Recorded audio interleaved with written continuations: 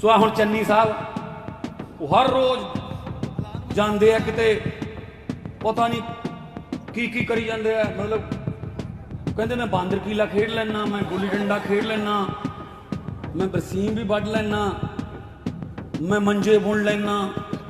यार हुण अपना जिहड़े मुद्दे होणगे वो बांदर कीला होऊगा भी कैप्टन ने सौं चक्की थोड़ी नौकरी पक्की। लै सानू नौकरियां देने वाला आप बेरोजगार हो गया। और फिर जी उन्होंने आप नहीं पता सी कि मैनू ला देंगे। ये की करी जाता अरविंद केजरीवाल, ये तो मुफ्तखोरी करी जाता, ये तो एवं सिर चढ़ाई जाता लोगों को। अरविंद केजरीवाल कहता लीडरां नूं 5-5 हज़ार यूनिट बिजली के फ्री ने, जे मैं 300 लोगों को दे दे तो थोनों की प्रॉब्लम है। कहते अचानक एक किसान के घरें रात को 12 बजे पहुँच गए मुख्यमंत्री चन्नी, तो परिवार रह गया हक्का बक्का, तो साग ना खाधी रोटी। ये किहड़ा किसान का परिवार है जो 12 बजे तक भुखा रहिंदा जी? सारा कुछ प्लैनिंग करते हैं, जाके फोटो खिंच लेंगे। उही फोटो हुण कल नूं बसां ते देख लो। अज आउण सार मत्था टेकिया, गुरु साहब अगे अरदास कीती कि परमात्मा सानू समत बख्शे, परमात्मा सानू बल बख्शे। जिस काम लई असी लड़ाई लड़ रहे हैं, पंजाब नूं पंजाब बनाउण दी, पंजाब दी अणख ते इज्जत बहाल करन दी, पंजाब दे चुल्हियां दे विच जिहड़ी अग बुझदी जांदी है उस अग नूं बचाउण दी, पंजाब दे सिवियां दे विच जिहड़ी अग दीयां लाटां उच्चियां हुंदियां जांदियां ने, भावें ओह नशियां करके मर गए, भावें ओह खुदकुशियां कर रहे ने, महंगाई गरीबी बेरोजगारी, उन्हां अग्गां नूं बुझाउण दी अरदास कीती है। परमात्मा सानू समत बख्शे।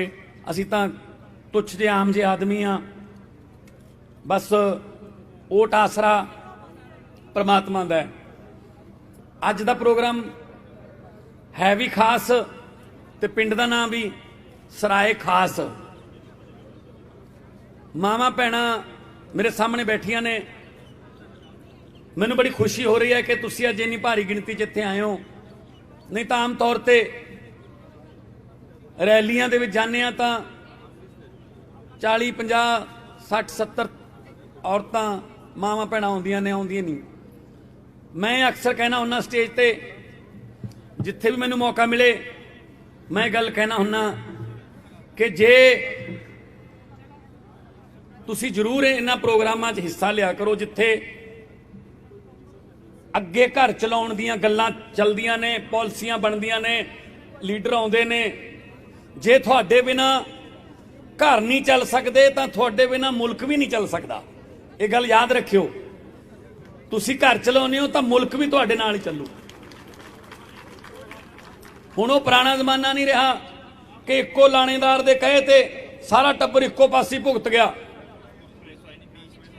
जां किसी ने मामे फुफड़ ने मासड़ ने कहता उहदे दबाव थल्ले आके असी अखां मीच के बटन दबता, बाद दे विच पछताई गए। अज पंजाब दे हालात जिहड़े ने वो बहुत नाजुक ने। चुल्हा किवें चलदा है तुहाडे तो वध कोई नहीं जानदा। महंगाई किन्नी हो गई तुहाडे तो वध कोई नहीं जानदा। 2 डंग दी रोटी मुश्किल होई पई है, ते लीडर हैलीकाप्टरां ते लीडर महिलां च, ते साडे कोठे च आउण लग गए। साडे धीआं पुत्त डिग्रियां लैके घर मुड़ आए वापस,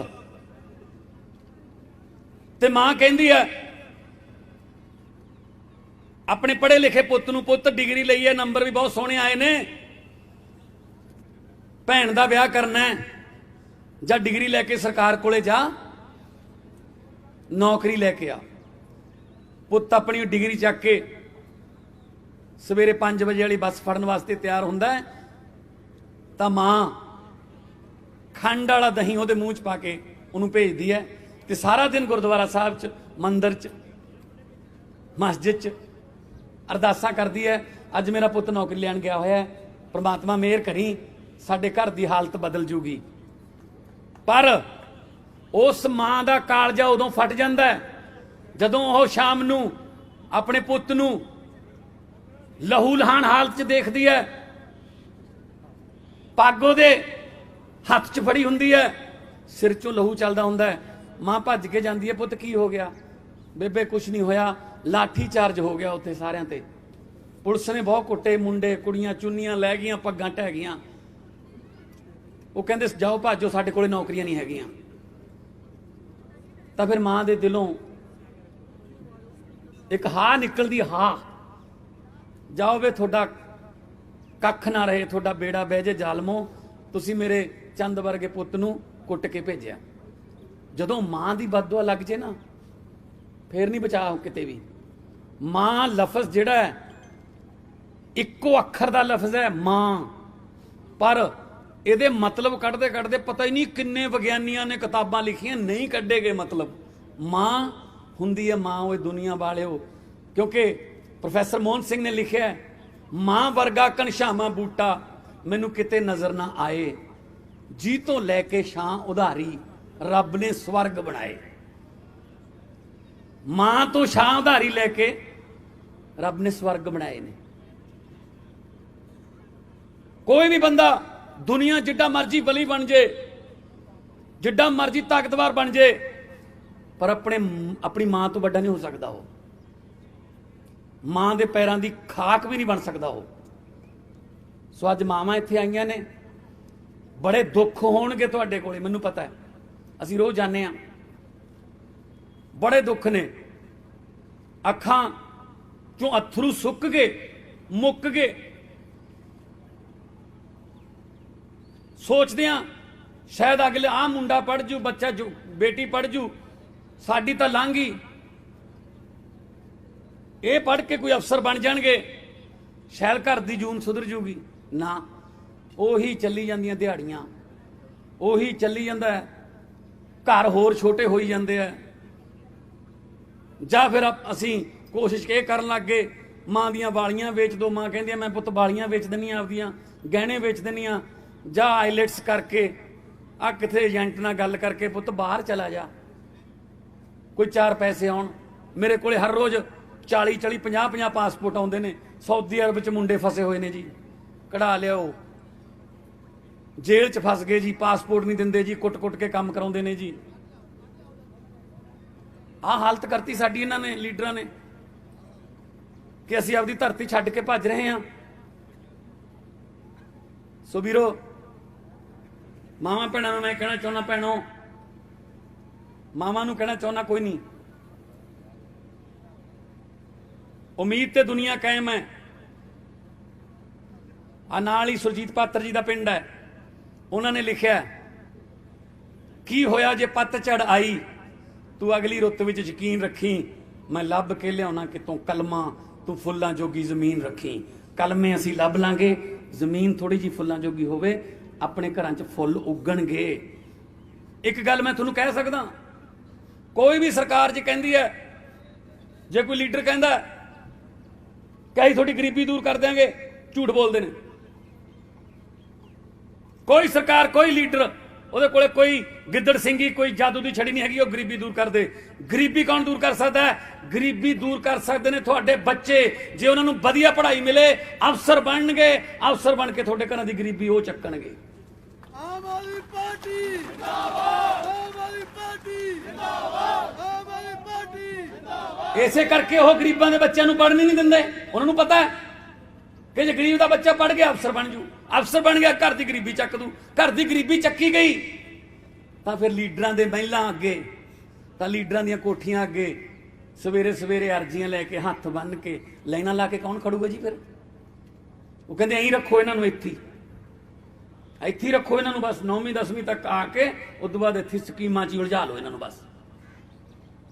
ਦਿੱਲੀ ਦੇ ਵਿੱਚ ਅਰਵਿੰਦ ਕੇਜਰੀਵਾਲ ਜੀ ਆਏ ਹੋਏ ਨੇ, ਸਰਕਾਰੀ ਸਕੂਲਾਂ ਦੀ ਹਾਲਤ ਇੰਨੀ ਵਧੀਆ ਕਰਤੀ ਕਿ ਅੱਜ ਦਿੱਲੀ ਦੇ ਵਿੱਚ ਰਿਕਸ਼ੇ ਵਾਲੇ ਦਾ ਬੱਚਾ, ਇੱਕ ਡੀਸੀ ਦਾ ਬੱਚਾ, ਤੇ ਇੱਕ ਝੁੱਗੀ ਝੋਪੜੀ ਵਾਲਾ ਦਾ ਬੱਚਾ ਇੱਕੋ ਬੈਂਚ ਤੇ ਬਹਿ ਕੇ ਪੜਨ ਲਾਤੇ ਇੱਕੋ ਕਿਤਾਬ। ਨਹੀਂ ਸਾਡੀਆਂ ਤਾਂ ਕਿਤਾਬਾਂ ਹੀ ਹੋਰ ਨੇ ਗਰੀਬਾਂ ਦੀਆਂ। ਸਾਨੂੰ ਤਾਂ ਉਹ ਕਿਤਾਬਾਂ ਹੀ ਨਹੀਂ ਦਿੰਦੇ ਜਿਹੜੀਆਂ ਅਫਸਰ ਬਣਾਉਂਦੀਆਂ ਨੇ। ਸਾਨੂੰ ਉਹ ਮਾਸਟਰ ਹੀ ਨਹੀਂ ਮਿਲਦੇ, ਸਕੂਲ ਹੀ ਨਹੀਂ ਮਿਲਦੇ ਜਿਹੜੇ ਮਾਸਟਰ ਜਿਹੜੇ ਅਫਸਰ ਬਣਾਉਂਦੇ ਨੇ। ਸਾਨੂੰ ਤਾਂ ਹੋਰ ਹੀ ਪਾਸੇ ਲਾਈ ਫਿਰਦੇ ਆ। ਜਿੰਦਾਬਾਦ ਮੁਰਦਾਬਾਦ ਤੇ ਲਾਇਆ ਹੋਇਆ ਸਾਨੂੰ। ਭੇਡਾਂ ਵਾਂਗੂ ਕਦੇ ਇੱਧਰ ਹੱਕ ਲੈਂਦੇ ਨੇ, ਕਦੇ ਇੱਧਰ ਹੱਕ ਲੈਂਦੇ ਨੇ।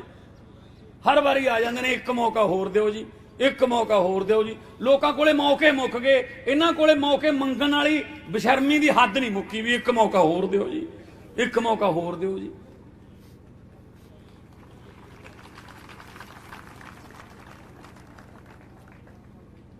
ਅਰਵਿੰਦ ਕੇਜਰੀਵਾਲ ਜੀ ਨੇ ਅਨਾਉਂਸ ਕਰਤਾ ਕਿ 18 ਸਾਲ ਤੋਂ ਉੱਪਰ ਜੋ ਵੀ ਪੰਜਾਬ ਦੇ ਵਿੱਚ ਮਾਂ ਭੈਣ ਹੈ ਉਹਨੂੰ 1000 ਰੁਪਇਆ ਮਹੀਨੇ ਦਾ ਦੇਵਾਂਗੇ। ਜਿਉਂ ਰੌਲਾ ਪਾਇਆ ਲੀਡਰਾਂ ਨੇ, ਇਹ ਕੀ ਕਰੀ ਜਾਂਦਾ ਅਰਵਿੰਦ ਕੇਜਰੀਵਾਲ, ਇਹ ਤਾਂ ਮੁਫਤਖੋਰੀ ਕਰੀ ਜਾਂਦਾ, ਇਹ ਤਾਂ ਐਵੇਂ ਸਿਰ ਚੜਾਈ ਜਾਂਦਾ ਲੋਕਾਂ ਨੂੰ। ਅਰਵਿੰਦ ਕੇਜਰੀਵਾਲ ਕਹਿੰਦਾ ਲੀਡਰਾਂ ਨੂੰ 5-5000 ਯੂਨਿਟ ਬਿਜਲੀ ਦੇ ਫ੍ਰੀ ਨੇ, ਜੇ ਮੈਂ 300 ਲੋਕਾਂ ਨੂੰ ਦੇ ਦੇ ਤਾਂ ਤੁਹਾਨੂੰ ਕੀ ਪ੍ਰੋਬਲਮ ਹੈ। ਉਹ ਕਹਿੰਦੇ ਜੋ ਲੀਡਰਾਂ ਨੂੰ ਫ੍ਰੀ ਮਿਲਦਾ ਮੈਂ ਲੋਕਾਂ ਨੂੰ ਦੇਵਾਂਗਾ। ਪੈਸੇ ਕਿੱਥੋਂ ਆਉਣਗੇ ਜੀ? ਅਰਵਿੰਦ ਕੇਜਰੀਵਾਲ ਜੀ ਇਨਕਮ ਟੈਕਸ ਦੇ ਕਮਿਸ਼ਨਰ ਰਹੇ ਨੇ, ਇਹਨਾਂ ਨੂੰ ਪਤਾ ਪੈਸਾ ਕਿੱਥੋਂ ਆਉਂਦਾ ਤੇ ਕਿੱਥੇ ਲਾਉਣਾ ਹੈ। ਆ ਰੇਤੇ ਦੀਆਂ ਖੱਡਾਂ ਵਾਲਾ ਪੈਸਾ ਜਿਹੜਾ ਲੀਡਰਾਂ ਦੇ ਢਿੱਡਾਂ ਜਾਂਦਾ ਉਹ ਰੋਕ ਲਓ। ਆ ਬੱਸਾਂ ਜਿਹੜੀਆਂ ਨੇ ਬੇਰੁਜ਼ਗਾਰਾਂ ਨੂੰ ਦੇ ਦਿਓ, ਇਹਨਾਂ ਦੇ ਪਰਮਿਟ ਉਹ ਰੋਕ ਲਓ। ਆ ਕੇਬਲ ਮਾਫੀਆ, ਆ ਐਕਸਾਈਜ਼ ਵਾਲੇ, ਆ ਨਜਾਇਜ਼ ਧੰਦਿਆਂ ਵਾਲੇ, ਆ ਭ੍ਰਿਸ਼ਟਾਚਾਰ ਰੋਕ ਲਓ। ਨਾਲੇ ਖਜ਼ਾਨਾ ਭਰੂ ਤੇ ਨਾਲੇ ਤੁਹਾਨੂੰ 1000 ਰੁਪਇਆ ਮਹੀਨੇ ਦਾ ਭਾਵੇਂ ਸੂਟ ਸਵਾ ਲਿਓ, ਭਾਵੇਂ ਜੇ ਬੇਟੀ ਆ ਗਈ ਆਪਦੇ ਪੇਕੀ ਉਹਦੇ ਜਵਾਕਾਂ ਨੂੰ ਖਿਡੌਣੇ ਲੈ ਦਿਓ, ਠੀਕ ਹੈ ਨਾ, ਭਾਵੇਂ ਜੋ ਮਰਜ਼ੀ ਕਰ ਲਿਓ, ਉਹ ਤੁਹਾਡਾ ਹੈ। ਉਹ ਸਾਨੂੰ ਤਾਂ ਇਹ ਰੱਖਣਾ ਚਾਹੁੰਦੇ ਨਹੀਂ, ਨਾ ਨਾ ਐ ਨਾ ਕਰੋ, ਐ ਨਾ ਕਰੋ। ਕਰਜ਼ਾ ਲੈ ਕੇ ਨਹੀਂ ਦੇਣੇ ਪੈਸੇ, ਲੋਕਾਂ ਦੇ ਟੈਕਸ ਦਾ ਪੈਸਾ ਲੋਕਾਂ ਨੂੰ ਮੋੜਨਾ ਹੈ। ਤੁਸੀਂ ਸੋਚਦੇ ਹੋਵੋਗੇ ਅਸੀਂ ਕਦੋਂ ਟੈਕਸ ਦਿੰਨੇ ਆ? ਤੁਸੀਂ ਤਾਂ 24 ਘੰਟੇ ਟੈਕਸ ਦੇ ਰਹੇ ਹੋ ਜੀ। ਤੜਕੇ ਉੱਠਦੇ ਆ 4-4:30 ਵਜੇ ਅੰਮ੍ਰਿਤ ਵੇਲੇ, ਸਭ ਤੋਂ ਪਹਿਲਾਂ ਸਿੱਖਾਂ ਵਾਲੀ ਡੱਬੀ ਮਾਚਿਸ ਚਾਹ ਧਰਨ ਵੇਲੇ, ਜਦੋਂ ਹੀ ਮਾਚਿਸ ਦੀ ਤੀਲੀ ਜਲਾਈ ਟੈਕਸ ਸ਼ੁਰੂ।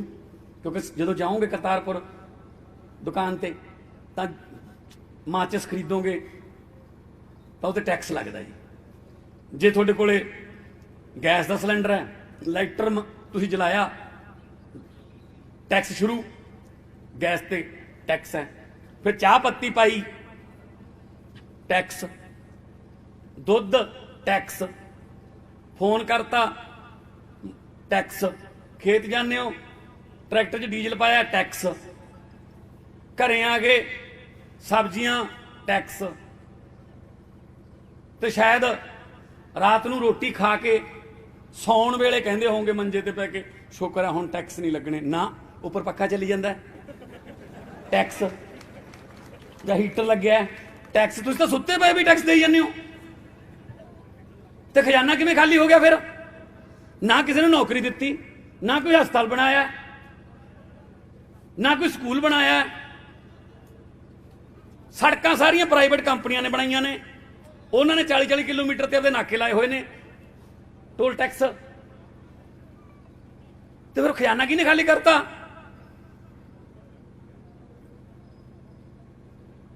ਲੋਕਾਂ ਦੇ ਟੈਕਸ ਤੋਂ ਪੈਸੇ ਬਚਾ ਕੇ ਲੋਕਾਂ ਨੂੰ ਸਹੂਲਤਾਂ ਦੇਣ ਨੂੰ ਮੁਫਤਖੋਰੀ ਨਹੀਂ ਕਹਿੰਦੇ।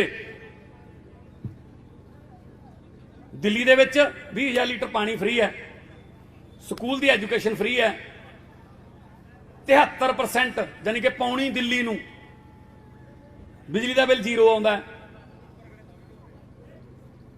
ਇੱਕ ਛੋਟੇ ਜਿਹੇ ਕੈਪਸੂਲ ਤੋਂ ਲੈ ਕੇ 50 ਲੱਖ 60 ਲੱਖ ਦੇ ਟੈਸਟ ਹੋਣ, ਚਾਹੇ ਆਪਰੇਸ਼ਨ ਹੋਣ, ਸਾਰੇ ਫ੍ਰੀ ਨੇ। ਪਰ ਦਿੱਲੀ ਤੇ 1 ਰੁਪਏ ਦਾ ਵੀ ਕਰਜ਼ਾ ਨਹੀਂ ਚੜਨ ਦਿੱਤਾ ਕੇਜਰੀਵਾਲ ਨੇ, ਕਿ ਕਰਜ਼ਾ ਲੈ ਕੇ ਜਿਹੜਾ ਉਹ ਸਹੂਲਤਾਂ ਦੇਤੀਆਂ। ਜਿਹੜਾ ਪੁਲ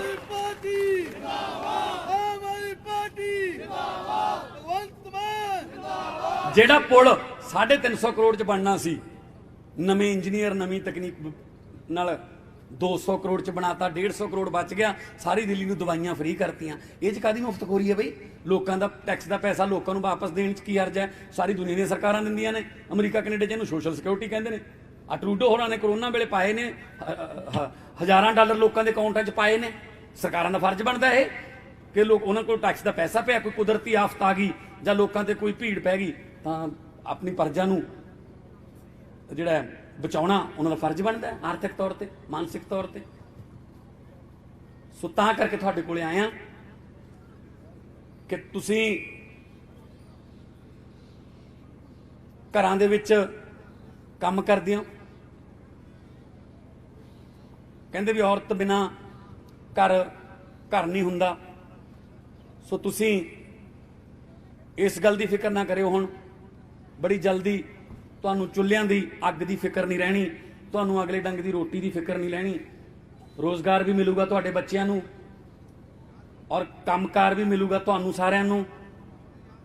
ਅਸੀਂ ਨੌਜਵਾਨਾਂ ਦੇ ਹੱਥਾਂ 'ਚੋਂ ਟੀਕੇ ਖੋ ਕੇ ਟਿਫਨ ਫੜਾਉਣੇ ਚਾਹੁੰਦੇ ਹਾਂ।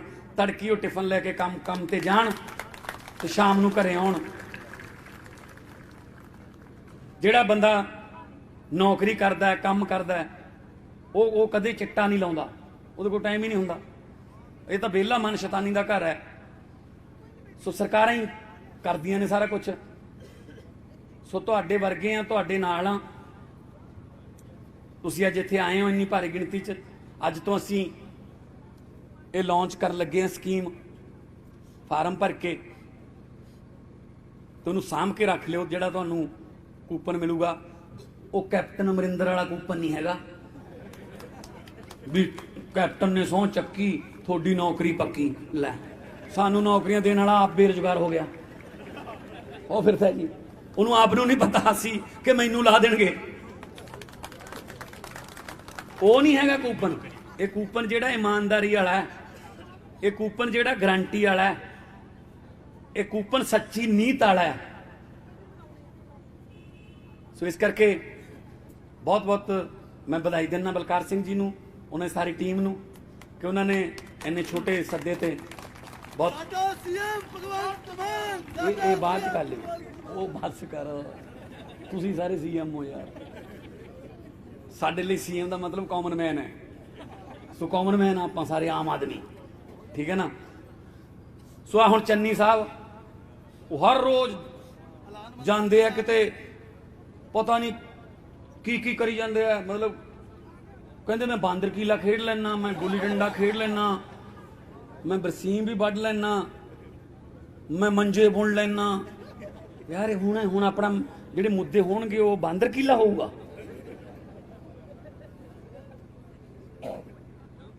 ਰਾਤ ਆ ਹੁਣ ਅੱਜ ਮੈਂ ਦੇਖਦਾ ਸੀ ਅੰਮ੍ਰਿਤਸਰ, ਕਹਿੰਦੇ ਅਚਾਨਕ ਇੱਕ ਕਿਸਾਨ ਦੇ ਘਰੇ ਰਾਤ ਨੂੰ 12 ਵਜੇ ਪਹੁੰਚ ਗਏ ਮੁੱਖ ਮੰਤਰੀ ਚੰਨੀ, ਤੇ ਪਰਿਵਾਰ ਰਹਿ ਗਿਆ ਹੱਕਾ ਬੱਕਾ ਤੇ ਸਾਗ ਨਾ ਖਾਧੀ ਰੋਟੀ। ਇਹ ਕਿਹੜਾ ਕਿਸਾਨ ਦਾ ਪਰਿਵਾਰ ਹੈ ਜਿਹੜਾ 12 ਵਜੇ ਤੱਕ ਭੁੱਖਾ ਰਹਿੰਦਾ ਜੀ? ਦੱਸੋ। ਸਾਰਾ ਕੁਝ ਪਲੈਨਿੰਗ ਕਰਦੇ ਆ, ਉੱਥੇ ਜਾ ਕੇ ਫੋਟੋਆਂ ਖਿੱਚ ਲੈਂਦੇ ਆ। ਉਹੀ ਫੋਟੋ ਹੁਣ ਕੱਲ ਨੂੰ ਬੱਸਾਂ ਤੇ ਦੇਖ ਲਿਓ ਵੀ ਚੰਨੀ ਸਾਹਿਬ ਰੋਟੀ ਖਾਂਦੇ ਹੋਏ। ਇੰਨਾ ਨਾ ਡਰਾਮਾ ਕਰੋ ਜੀ, ਲੋਕਾਂ ਨੂੰ ਕੁਛ ਧਰਤੀ ਤੇ ਵੀ ਕੁਛ ਕਰਕੇ ਦਿਓ। ਧਰਤੀ ਤੇ ਸਿਰਫ ਬੋਰਡ ਦਿਸਦੇ ਨੇ, ਹੋਰ ਕੁਝ ਨਹੀਂ ਹੈਗਾ। ਸੋ ਤੁਹਾਡੇ ਵਰਗੇ ਆ, ਤੁਹਾਡੇ ਨਾਲ ਦੇ ਆ, ਲੱਗੇ ਹੋਏ ਆ। ਜਿੱਥੇ ਵੀ ਮੌਕਾ ਮਿਲਦਾ, ਲੋਕ ਸਭਾ 'ਚ, ਵਿਧਾਨ ਸਭਾ 'ਚ, ਸੜਕਾਂ ਤੇ, ਜਿੱਥੇ ਵੀ ਮੌਕਾ ਮਿਲਦਾ ਲੋਕਾਂ ਦੇ ਹੱਕ 'ਚ ਬੋਲਣ ਦਾ, ਅਸੀਂ ਤੁਹਾਡੇ ਨਾਲ ਖੜਾਂਗੇ।